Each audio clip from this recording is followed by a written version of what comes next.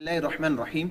क्या औरत अय्याम मखसूसा में कायदे को हाथ लगा सकती है या नहीं? अपनी हैज़ और निफास की हालत में कायदे को हाथ लगाना कैसा? देखिए कि अय्याम मखसूसा में औरत कायदे को हाथ लगा सकती, बिला हाइल उसका हाथ लगाना जायज़ है, क्योंकि कायदे पर कुरान पाक का इतलाक़ नहीं किया जाता, बल्कि जो कायदा होता है वो कुरान पाक को तजवीद व क़िराअत के साथ पढ़ने की एक किताब है। जिस तरह दिगर जो है ग्रामर होती हैं, इसी तरह कायदा भी एक ग्रामर की तरह है और एक किताब है कि कुरान पाक को तजवीद के साथ इसके ज़रिए पढ़ा जाता है। इस पर जो है कुरान पाक का इतलाक़ नहीं होता, तो औरत जो है अय्याम मखसूसा में कायदे को हाथ लगा सकती है। अलबत्ता जो कुरान पाक की चंद आयतें इसमें लिखी होती हैं, आखिरी जो सबक होते हैं उनमें चंद आयतें लिखी होती हैं, उनको हाथ नहीं लगा सकती, न ही उनको फ्रंट यानी जो उनकी जो ऊपरली सतह है उनको हाथ लगा सकती हैं, और न ही जो सफ़ा है उसकी पिछली तरफ हाथ लगा सकती है।